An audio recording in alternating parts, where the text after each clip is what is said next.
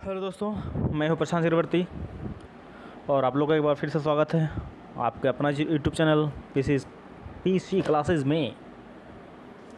और जैसा कि देख पा रहे स्क्रीन पर चैप्टर 3 क्लास 12 का सत्ता के वैकल्पिक केंद्र आज पार्ट 1 हम लोग पढ़ेंगे। चूँकि लेसन थोड़ा सा बड़ा है तो मैं इसको पार्ट में डिवाइड कर दिया हूँ ताकि आपको समझने में आसानी हो। और बहुत ही इंपॉर्टेंट चैप्टर है, ध्यान से सुनिएगा। इसमें बहुत सारे चीज़ जो आपको नए जानने को मिलेंगे और बहुत सारे ऐसे भी चीज़ें इसमें जो पहले से ही इंक्लूड है। तो आइए चैप्टर को स्टार्ट करते हैं हम लोग। सत्ता के वैकल्पिक केंद्र, सत्ता। ठीक है, सत्ता के नए केंद्र। सत्ता के नए केंद्र से अभिप्राय उन देशों और संगठनों से है जो भविष्य में जाकर महाशक्ति बन सकते हैं। महाशक्ति आपको इस चैप्टर में, ये पूरे बुक में आपको बार बार सुनने को आएंगे ये वर्ड, इसलिए बेहतर होगा कि आप इसको याद कर लें। महाशक्ति मीन्स ही दो देश, यूएसएसआर और यूएसए, अमेरिका और सोवियत संघ। तो इन लोगों ने क्या सत्ता के केंद्रों से अभिप्राय है, यानी नए केंद्रों से अभिप्राय है कि उन देशों और संगठनों से है जो भविष्य में जाकर महाशक्ति बन सकते हैं और वर्तमान में भी विश्व व्यवस्था में मुख्य भूमिका निभाते हैं। ये है सत्ता के नए केंद्र। देखिए संगठन, इसमें बहुत सारे ऑर्गेनाइजेशन आपको पढ़ने पड़ेंगे संगठन, जिसमें से EU यानी यूरोपियन संघ, आसियान और ब्रिक्स। देखिए, और देश है चीन, जापान, भारत, इजराइल, रूस। ये देश आपको इसमें मिलेंगे देखने को। आइए हम लोग जो है चैप्टर को स्टार्ट करते हैं। और देखिए यूरोपीय संघ, सबसे पहला आता है यूरोपीय संघ। देखिए कहा कि जब दूसरा विश्व युद्ध समाप्त हुआ तब यूरोप के अनेक नेता यूरोप के सवाल को लेकर परेशान रहे, जैसे कि क्या यूरोप को अपनी पुराने दुश्मनी को फिर से शुरू करना चाहिए या अंतर्राष्ट्रीय संबंधों में सकारात्मक योगदान करने वाले सिद्धांतों और संस्थाओं के आधार पर उसे अपने संबंधों को नए सिरे से बनाना चाहिए। ये तमाम सारे क्वेश्चन जो उस समय उठने लगे थे जब सेकंड वर्ल्ड वार जो है, दूसरा विश्व युद्ध समाप्त हुआ था।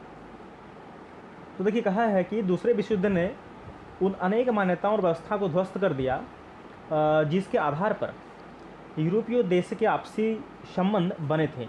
देखिए कहा इसमें क्या, वही जो बातें हमने बताई वही लिखा है कि दूसरे विश्व युद्ध में सबसे ज़्यादा नुकसान यूरोप के देशों को ही हुआ था। और आपको पता है कि यूरोप में 44 कंट्रीज़ हैं और इसी वजह से दूसरे विश्व युद्ध के बाद यूरोप के देशों ने अपनी स्थिति को सुधारने की कोशिश की और इस सुधार प्रक्रिया में अमेरिका ने यूरोपीय देशों की मदद भी की। यूरोपीय संघ का गठन, मार्शल योजना। तो इसके पहले मैं यूरोपीय संगठन के बारे में और थोड़ा सा मैं आपको बता दूं कि यूरोपीय संघ क्या है। देखिए 1 जनवरी 1958 को यूरोप के इनर सिक्स कहे जाने वाले 6 देश, यूरोप के इनर सिक्स कहे जाने वाले 6 देश, जिसमें से है France, Germany, Italy, Belgium, Netherland और लग्जमबर्ग। इन 6 देशों द्वारा रोम की संधि के माध्यम से यूरोपीय आर्थिक समुदाय की स्थापना की गई और इसी संगठन को बाद में यूरोपीय संघ नाम दिया गया। इसकी स्थापना नीदरलैंड मॉस्ट्रिच में 1 नवंबर 1993 को हुई थी और इसका जो मुख्यालय है ये बेल्जियम की राजधानी ब्रसेल्स में है। और ब्रसेल्स आपको याद होना चाहिए कि यहीं पर नाटो का भी जो है मुख्यालय है। NATO that is North Atlantic Treaty Organisation, जो अमेरिका द्वारा बनाया गया था 4 अप्रैल 1949 में। तो यूरोपीय संघ में सदस्य देश भी कुछ कुछ थे और इसमें टोटल इसमें कंट्री जो है 28 थे और 28 में से एक ब्रिटेन जो है 1 जनवरी 2020 को इसमें से निकल गए थे। यूके जिसको बोलते हैं, बोरिस जॉनसन वहाँ के प्रधानमंत्री हुआ करते थे उस समय, आज भी है वर्तमान में। तो उसमें वो निकल गया था और उसके निकलने के नाम को ब्रेग्जिट कहा गया था, आपको याद होना चाहिए। और उस समय देखिए 1 जुलाई 2013 को क्रोएशिया इसमें शामिल था, क्रोएशिया। तो 1 जनवरी 1994 को यानी स्थापना के 1 साल के बाद स्वतंत्र यूरोपीय मुद्रा संस्थान की स्थापना भी की गई थी। और इस तरह करके 1 जनवरी 2002 से यूरो का चलना प्रारंभ हुआ, यानी यूरो वहाँ का करेंसी है, मुद्रा है। कहा जाता है कि यूरोपीय संघ के 28 सदस्य देशों में से 18 सदस्य देश के द्वारा यूरो मुद्रा का उपयोग किया जा रहा है और ब्रिटेन, स्वीडन व डेनमार्क यूरो मुद्रा संघ के सदस्य नहीं बने हैं। मतलब ये लोग अपना अलग मुद्रा यानी करेंसी को ये लोग इस्तेमाल करते हैं। देखिए आगे यदि बात कहा जाए तो यूरोपीय संघ का गठन, मार्शल योजना।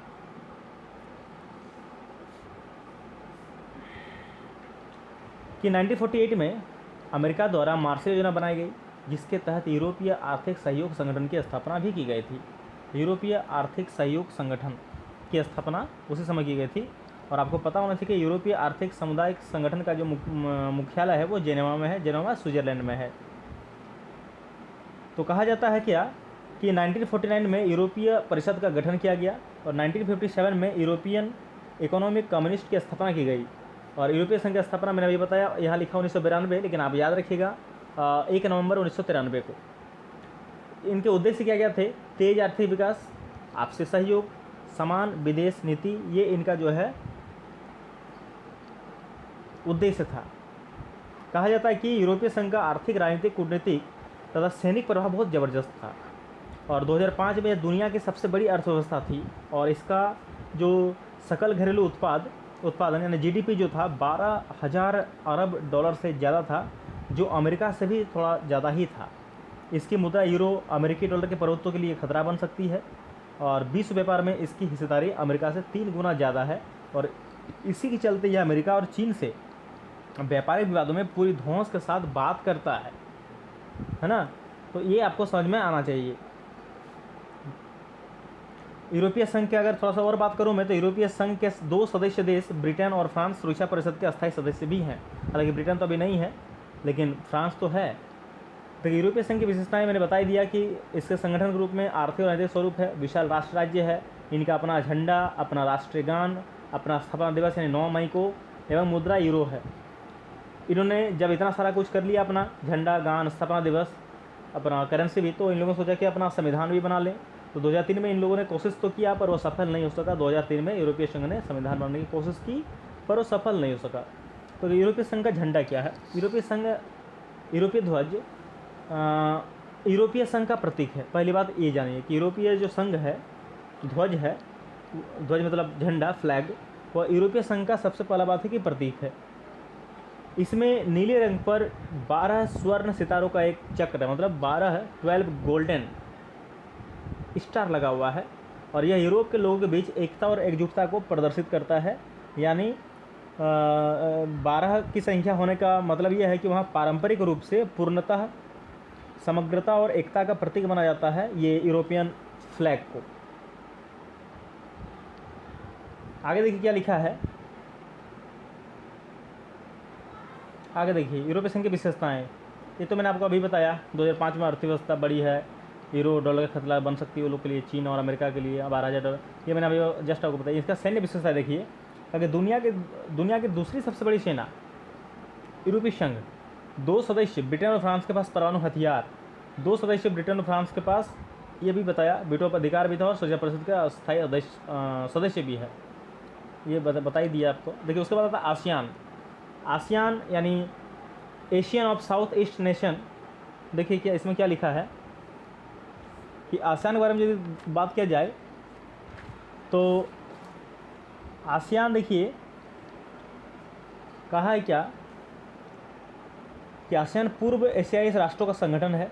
स्थापना देखिए इसका बैंकॉक घोषणा पत्र पर हस्ताक्षर करके इसका स्थापना की गई और संस्थापक देश बाद में शामिल देश कम्बोडिया हुआ, इसके संस्थापक देश भी थे 5, बाद में 10 बने आसियान के देश। आसियान का झंडा देखिए, और मैं थोड़ा सा और आके इसके बारे में और यदि आपको कुछ विशेष बातें बताना चाहूँ तो कहा जाता है क्या कि आसियान 1967 में मतलब 1967 में बैंकॉक पर हस्ताक्षर करके आसियान की स्थापना की गई थी और स्थापना तो मैं देश के रूप में जो थे वो थे इंडोनेशिया, मलेशिया, फिलीपींस, सिंगापुर और थाईलैंड। तो आसियान का उद्देश्य मुख्य रूप से आर्थिक विकास को तेज करना और उसके माध्यम से सामाजिक और सांस्कृतिक विकास हासिल करना था। ठीक है, तो इस तरह करके आसियान जो है 8 अगस्त 1967 को इसकी स्थापना होती है। उद्देश्य मैंने अभी तुरंत आपको जस्ट मैंने बताया। आसियान के 3 स्तंभ देखिए, आसियान सुरक्षा समुदाय, आसियान आर्थिक समुदाय और आसियान सामाजिक एवं सांस्कृतिक समुदाय। तो देखिए पहला जो स्तंभ है आसियान सुरक्षा समुदाय, क्या है इनका कार्य कि सदस्य देशों के बीच के विवादों को सुलझाना और शांति और सहयोग को बढ़ावा देना, ये सब चाहता है। शांति सहयोग हर एक गुट, हर एक देश चाहता है। आसियान आर्थिक समुदाय देखिए कार्य क्या इनका है कि साझा व्यापार को बढ़ावा देना, मुक्त व्यापार बढ़ाना और आर्थिक विवादों को सुलझाना। और आसियान का जो तीसरा पिलर है वो है आसियान सामाजिक एवं सांस्कृतिक समुदाय, और इनका कार्य है कि विकास का स्तर को बढ़ाना। देखिए आसियान विजन 2020 क्या है? आसियान विजन यानी 2020 विजन मतलब दूर तक देखना है ना, विजन मतलब उसका अर्थ वही होता है। कहा कि आसियान तेज़ी से बढ़ता हुआ एक महत्वपूर्ण क्षेत्रीय संगठन है। उस समय जो है आसियान एक तेज़ी से बढ़ता हुआ, तेज़ी से एकदम हाईली ग्रोथ करता हुआ एक महत्वपूर्ण क्षेत्रीय संगठन है। इसके विजन दस्तावेज 2020 में अंतर्राष्ट्रीय समुदाय में आसियान की एक बहिर्मुखी भूमिका को प्रमुखता दी गई, और आसियान द्वारा अभी टकराव की जगह बातचीत को बढ़ावा देने की नीति से यह बात निकली है। तो कहा जाता है क्या इसमें, आसियान शैली की बात देखिए कि आसियान के विकास करने के तरीके को आसियान शैली कहा गया है। आसियान के विकास करने के तरीके को आसियान शैली कहा गया है, और इसने सहयोग और मेल मिलाप द्वारा विकास करके विश्व के सामने नया उदाहरण पेश किया है। आसियान का झंडा आप देख सकते हैं, ये है आसियान का झंडा। देखिए इसमें आसियान झंडा को आप देख सकते हैं कि आसियान के प्रतीक में धान की 10 बालियाँ लगी हुई है, और ये धान की बालियाँ जो है ये दक्षिण पूर्व के 10 एशियाई देशों को इंगित करती है, और ये आपस में मित्रता और एकता के धागे से भी बंधे हैं। वृत्त आसियान के एकता का प्रतीक भी है। देखिए वृत्त के अंदर ही जो है धान की बालियाँ जैसे एक डमरू जैसे लगा हुआ संरचना आप देख सकते हैं, है ना। भारत और आसियान, देखिए भारत और आसियान का स्टैंड क्या है कि शुरुआत में भारत ने आसियान पर ज़्यादा ध्यान नहीं दिया, पर बाद के समय में भारत ने आसियान के देशों के साथ संबंध सुधारने और व्यापार बढ़ाने के प्रयास भी किए। 1991 में भारत पूर्व चलो की नीति को अपनाया। लुक ईस्ट पॉलिसी को जो है 1991 में अपनाया गया, और पूर्वी एशियाई देशों से संबंध अच्छा करने का प्रयास किए गए। भारत ने 2 आसियान देशों सिंगापुर और थाईलैंड से मुक्त व्यापार समझौता किया। साथ ही साथ भारत आसियान से भी मुक्त व्यापार समझौता करने की कोशिश कर रहा है। आसियान मुक्त व्यापार मतलब होता है फ्री ट्रेड। चीन, देखिए चीन की बात किया चीन के शुरुआती दौर में कि 1 अक्टूबर 1949 को चीन की स्थापना की गई, और चीन ने खुद को पूरी दुनिया से अलग कर लिया। शुरुआत में चीन ने सरकार के नियंत्रण में बड़े बड़े उद्योगों का विकास किया। विदेशी मुद्रा में कमी होने के कारण विदेशों से तकनीकी और सामान मंगाना मुश्किल था, इसलिए चीन से सभी चीज़ों का उत्पादन देश के अंदर करने की ही कोशिश की जा रही थी। अर्थव्यवस्था का खोलना, चीन ने अचानक से अपने अर्थव्यवस्था को खोलने के बजाय योजना के अनुसार अर्थव्यवस्था में बदलाव किया। 1972 में पहली बार चीन ने अमेरिका से संबंध बनाए। फर्स्ट टाइम जो है अमेरिका से संबंध जो है चीन ने फर्स्ट टाइम ही बनाया था। कब बनाया था देखिए 1972 में, 1972 में। लेकिन इसके पहले अगर बात करूँ तो चीनी नेतृत्व ने 1970 के दशक में कुछ बड़े नीतिगत निर्णय किए, जिसमें से यही बात एक शामिल था कि चीन ने 1972 में अमेरिका से संबंध बनाकर अपने राजनीतिक और आर्थिक एकांतवास को खत्म किया। सबसे पहले ये बात है। और 1973 में प्रधानमंत्री यहाँ के थे चाउ एन लाई ने कृषि, उद्योग, सेना और विज्ञान प्रौद्योगिकी क्षेत्र में आधुनिकीकरण के 4 प्रस्ताव रखे।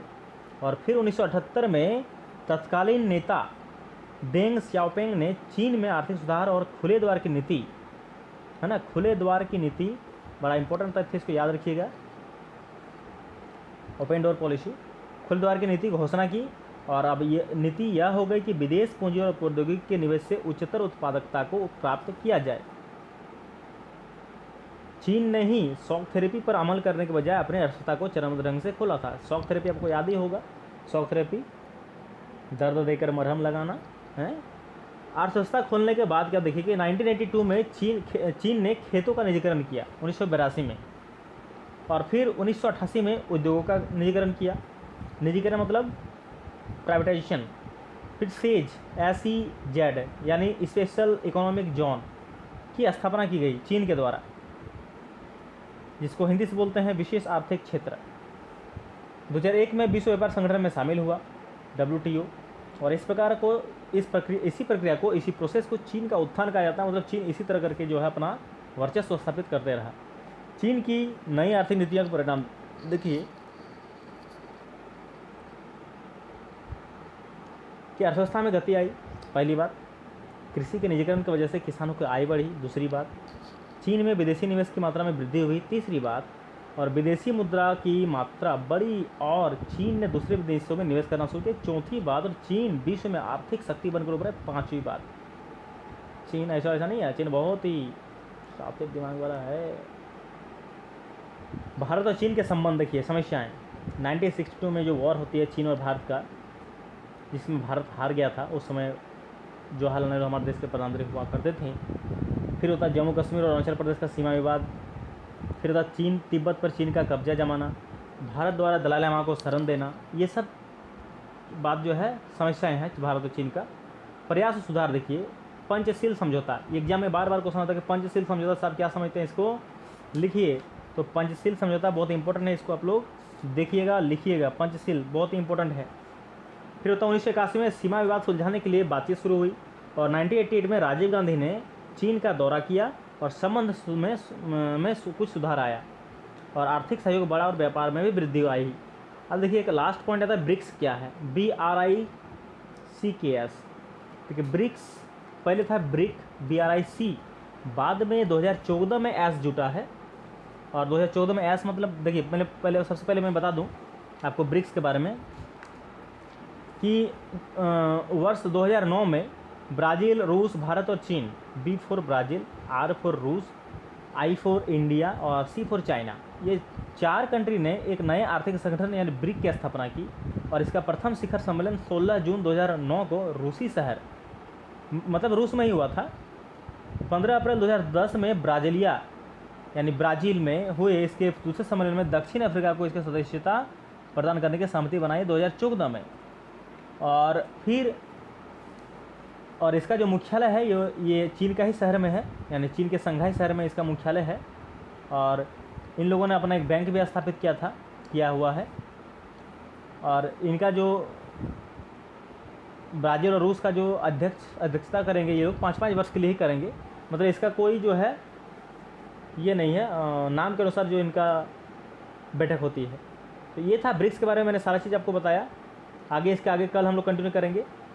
तब तक के लिए देखिए यहाँ सारा चीज़ लिखा है, इसको मैं यहाँ से कल कंटिन्यू करूँगा। फिर भी थोड़ा सा मैं बता देना चाहता हूँ कि अच्छा चलिए ब्रिक्स शुरुआत 2000, ये तो मैं बताया 2000 जिम ओनिल जो थे इन्होंने ही सबसे पहले बात को जो रखा था। तो सदस्य देश अभी तो मैंने जस्ट आपको बताया, मुख्यालय के साथ जी बता दिया। आई होप वीडियो आपको अच्छा लगा होगा। अगर अभी वीडियो अच्छा लगे तो लाइक कीजिए, शेयर कीजिए अपने दोस्तों में और कमेंट जरूर कीजिएगा ताकि मुझे पता चल सके कि आपको कौन सा क्वेश्चन पूछना है और क्या नहीं, क्या समझ में आया क्या नहीं समझ में आया। और हाँ, अगर आप नए हैं तो कृपया मेरे चैनल को सब्सक्राइब कीजिए ताकि आपको और अब तक अच्छे कंटेंट इंपॉर्टेंट भरा और भी मिल सके। तब तक के लिए हैव अ नाइस डे। मिलते हैं कल एक नए चैप्टर के साथ, एक नए ज्ञान के साथ। और क्या।